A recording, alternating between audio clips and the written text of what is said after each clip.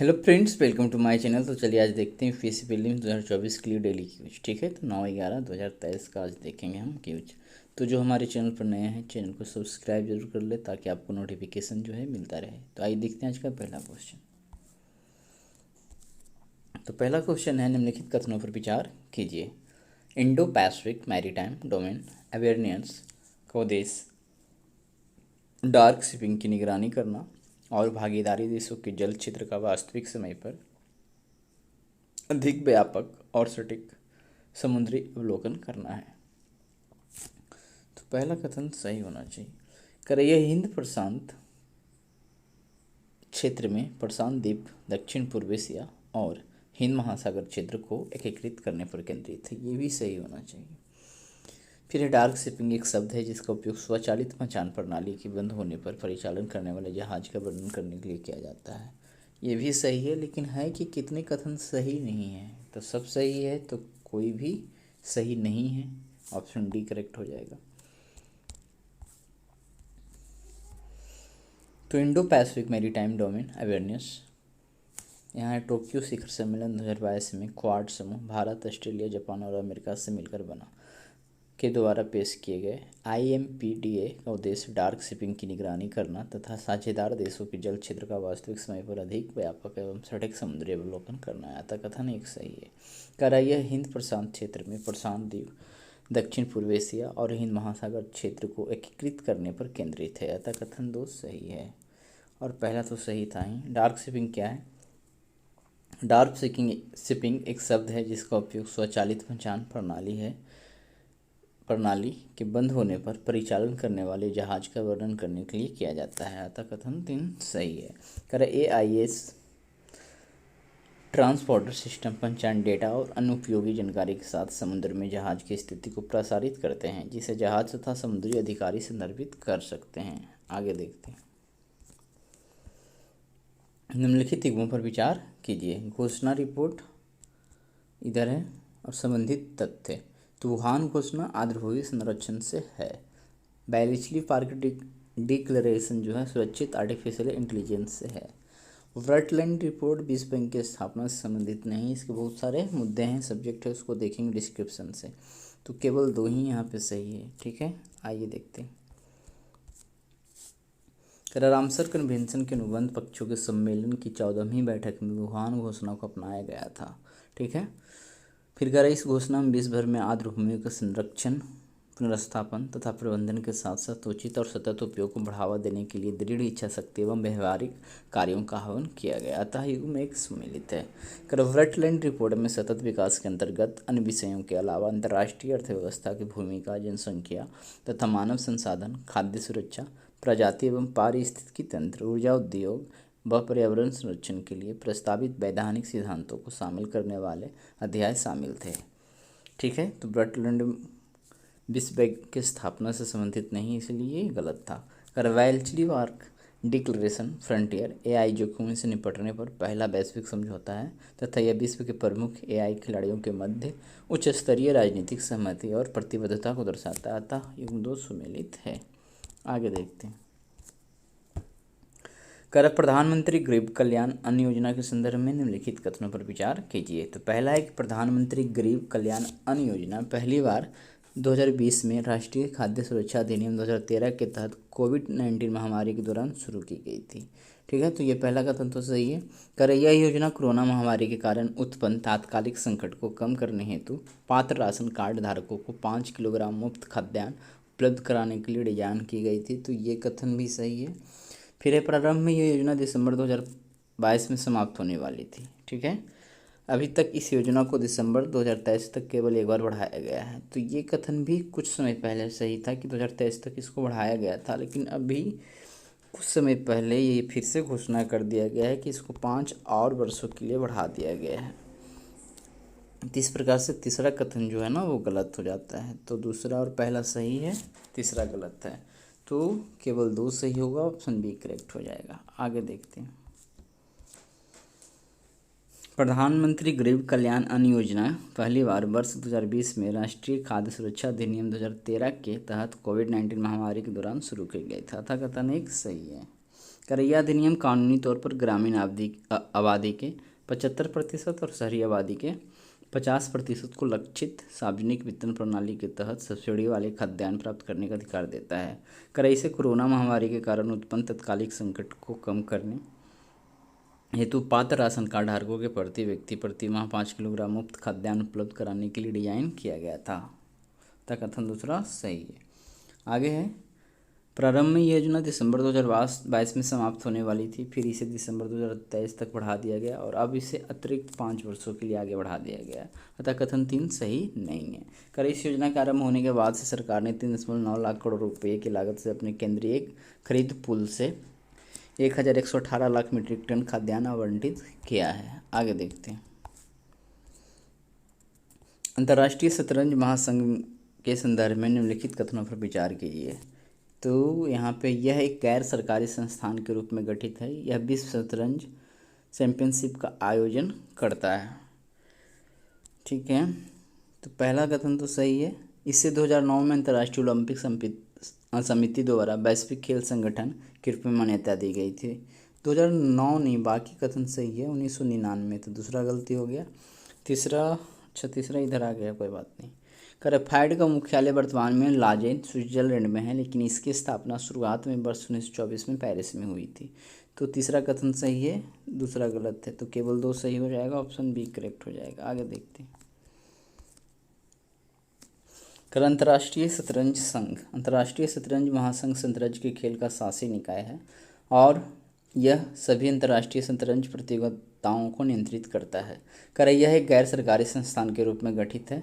यह विश्व शतरंज चैंपियनशिप का आयोजन करता है। अतः कथन 1 सही है।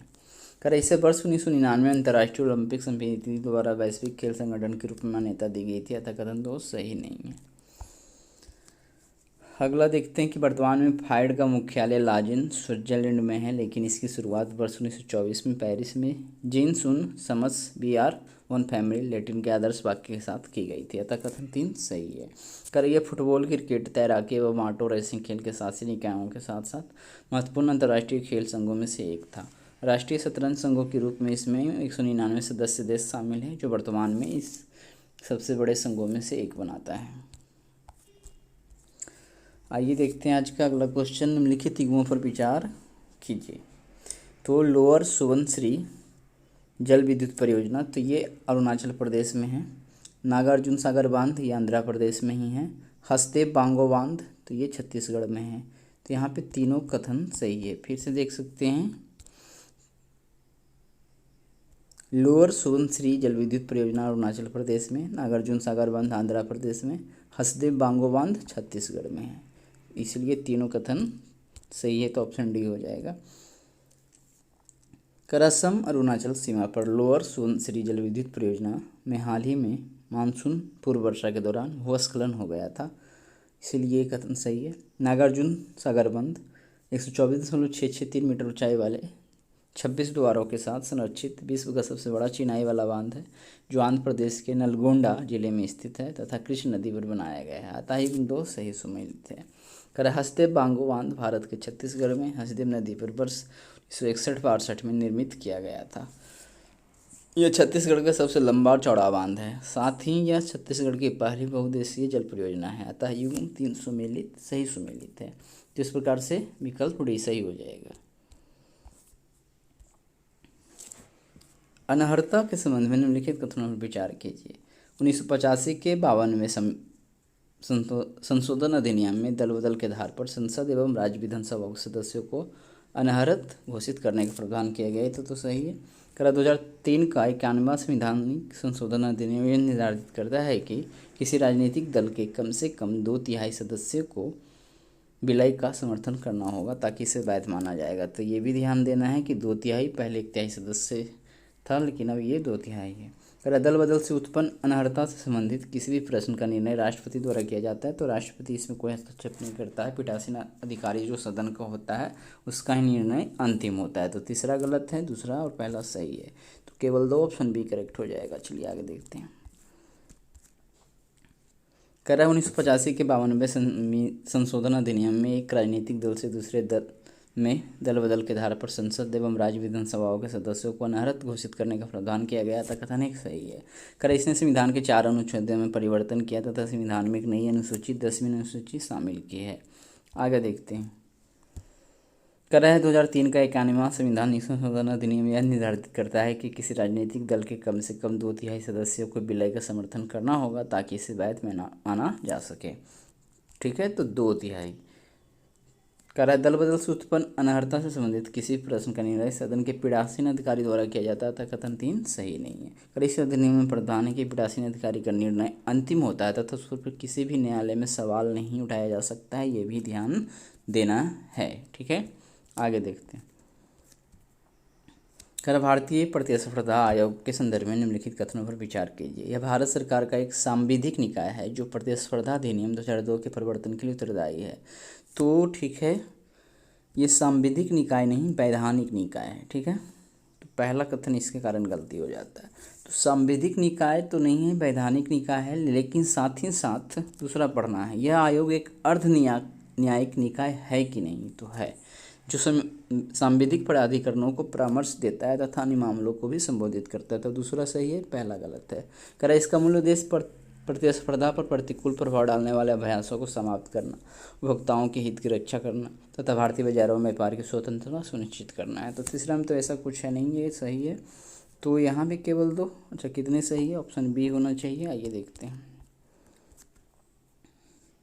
तो ऑप्शन बी सही है। कर भारतीय प्रतिस्पर्धा आयोग and competition commission of India CCI Bharat सरकार का एक वैधानिक निकाय है जो प्रतिस्पर्धा अधिनियम 2002 के परिवर्तन के लिए उत्तरदायी है।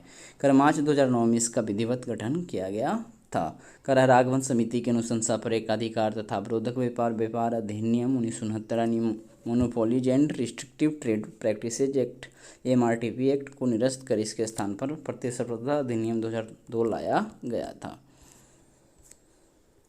कर यह आयोग एक अर्ध न्यायिक निकाय है, क्वासी जुडिशियल बॉडी। ठीक है, अर्ध न्यायिक निकाय जो सांविधिक प्राधिकरणों को परामर्श देता है तथा अन्य मामलों को भी संबोधित करता है। अतः कथन 2 सही है। कर इसका उद्देश्य उपभोक्ताओं के लाभ एवं कल्याण के लिए बाजारों को सक्षम बनाना है। इसका मूल उद्देश्य प्रतिस्पर्धा पर प्रतिकूल प्रभाव डालने वाले अभ्यासों को समाप्त करना, उपभोक्ताओं के हितों की रक्षा करना तथा भारतीय बाजारों में व्यापार की स्वतंत्रता सुनिश्चित करना है। अतः कथन तीसरा सही है। आगे देखते हैं। ध्वनि प्रदूषण के संदर्भ में निम्नलिखित कथनों पर विचार कीजिए। इसको ध्यान से देखना कितने कथन सही है। पहला है कि वायु प्रदूषण की रोकथाम और नियंत्रण अधिनियम 1981 के अनुसार ध्वनि को वायु प्रदूषक माना जाता है। तो इस टर्म को ध्यान से देखना है कि ध्वनि को भी वायु प्रदूषक माना जा सकता है कि नहीं। यदि पहले से इसके बारे में पता होगा तब आप तो सही कर सकते हैं, नहीं तो अन्यथा इसको गलत भी कर सकते हैं। तो ऐसे ये सही है। वायु प्रदूषण की रोकथाम और नियंत्रण अधिनियम 1981 के तहत, ठीक है, वायु प्रदूषक क्या है? ध्वनि को माना जाता है। आगे है कि ध्वनि प्रदूषण और इसके स्रोतों को पर्यावरण संरक्षण अधिनियम 1986 के अंतर्गत ध्वनि प्रदूषण यानी विनियमन और नियंत्रण नियम 2000 के तहत विनियमित किया जाता है। तो ये दूसरा कथन भी इससे सही ही है, तो ऑप्शन सी यहाँ करेक्ट हो जाएगा। आइए देखते हैं थोड़ा सा। कर ध्वनि को अवांछित के रूप में परिभाषित किया गया है जो दर्द एवं परेशानी का कारण बनती है। वायु प्रदूषण की रोकथाम और नियंत्रण अधिनियम 1981 के अनुसार अवांछित ध्वनि को वायु प्रदूषक माना जाता है। अतः कथन एक सही है। ध्वनि प्रदूषण के बेहतर विनियमन के लिए पर्यावरण संरक्षण अधिनियम 1986 के अंतर्गत ध्वनि प्रदूषण विनियमन और नियंत्रण नियम 2000 हैं। कर ध्वनि प्रदूषण एवं इसके स्रोत को पर्यावरण संरक्षण अधिनियम 1986 के अंतर्गत ध्वनि प्रदूषण विनियमन और नियंत्रण नियम 2000 के तहत विनियमित किया जाता है। अतः कथन 2 सही है। कर नेट न्यूट्रलिटी के संदर्भ में निम्नलिखित कथनों पर विचार कीजिए। तो पहला क्या है? कितने कथन सही नहीं है देखना है। कारण नेट न्यूट्रलिटी सिद्धांत के अनुसार सभी इंटरनेट ट्रैफिक के साथ बिना किसी भेदभाव या किसी विशेष वेबसाइट, सेवा या ऐप को प्राथमिकता दिए बिना समान व्यवहार किया जाना चाहिए। दूसरा ये सही है। यह एक महत्वपूर्ण सिद्धांत है जो इंटरनेट पर एक समान अवसर सुनिश्चित करने में मदद करता है तथा सूचना व विचारों के मुक्त प्रवाह की रक्षा करता है। दूसरा भी सही है। भारतीय दूरसंचार नियामक प्राधिकरण, जिसको ट्राई बोलते हैं, दूरसंचार क्षेत्र में एक स्वतंत्र नियामक के रूप में कार्य करता है, तो ये बात सही है। फिर है जो मुख्य रूप से दूरसंचार सेवा प्रदाताओं और उनकी लाइसेंसिंग शर्तों आदि को नियंत्रित करता है, तो तीसरा भी सही, दूसरा भी सही है, पहला भी सही है। तो कितने कथन सही नहीं है, तो इनमें से कोई नहीं, ऑप्शन डी करेक्ट हो जाएगा। ठीक है। नेट न्यूट्रलिटी सिद्धांत के अनुसार सभी इंटरनेट ट्रैफिक के साथ बिना किसी भेदभाव और किसी विशेष वेबसाइट सेवा या ऐप को प्राथमिकता दिए बिना समान व्यवहार किया जाना चाहिए, तथा कथन पहला सही है। नेट न्यूट्रलिटी इंटरनेट पर मौजूद सूचनाएं व सेवाओं तक सभी की, चाहे उपयोगकर्ता की वित्तीय स्थिति कुछ भी हो, तो वेबसाइट का आकार, उसे विजिट करने वाले लोगों की संख्या कुछ भी हो, समान पहुंच सुनिश्चित करता है। ठीक है, आगे देखते हैं। यह एक महत्वपूर्ण सिद्धांत है जो इंटरनेट पर एक समान अवसर सुनिश्चित करने में मदद करता है तथा सूचना एवं विचारों को मुक्त प्रवाह की रक्षा करता है, तथा कथन दूसरा सही है। भारत में नेट न्यूट्रलिटी को किसी भी विधि अथवा नीतिगत ढांचे द्वारा प्रत्यक्ष रूप से विनियमित नहीं किया गया है। भारतीय दूरसंचार नियामक प्राधिकरण दूरसंचार क्षेत्र में एक स्वतंत्र नियामक के रूप में कार्य करता है, जो मुख्य रूप से दूरसंचार सेवा प्रदाताओं और उनकी लाइसेंसिंग शर्तों आदि को नियंत्रित करता है, अतः कथन तीसरा सही है। आइए देखते हैं आज का लास्ट क्वेश्चन। भारतीय संविधान की 8वीं अनुसूची के संदर्भ में निम्नलिखित कथनों पर विचार कीजिए। यह भारत गणराज्य की आधिकारिक भाषाओं को सूचीबद्ध करती है, पहला तो सही है। सभी शास्त्रीय भाषाएं संविधान की 8वीं अनुसूची में सूचीबद्ध है, तो ये भी सही है। फिर है संस्कृति मंत्रालय आधिकारिक और शास्त्रीय दोनों भाषाओं के संबंध में दिशा निर्देश प्रदान करता है, तो ये संस्कृति मंत्रालय जो है ना, सिर्फ शास्त्रीय भाषाओं के संबंध में दिशा निर्देश प्रदान करता है, आधिकारिक भाषाओं के संबंध में नहीं। तो तीसरा क्या है, फिर से इसको ऐसे कर सकते हैं, पहला दूसरा सही है, तीसरा गलत है। कितने कथन सही नहीं है, तो केवल एक ना, तो ऑप्शन ए करेक्ट हो जाएगा। चलिए आगे देखते हैं डिस्क्रिप्शन। तो भारतीय संविधान की 8वीं सूची में भारत गणराज्य की आधिकारिक भाषाओं की सूची है, तो कथन एक सही है। अनुच्छेद 351 में हिंदी भाषा के विकास के लिए इसके प्रसार का प्रावधान है, ताकि यह भारत की समग्र संस्कृति के सभी तत्वों की अभिव्यक्ति के माध्यम के रूप में काम कर सके।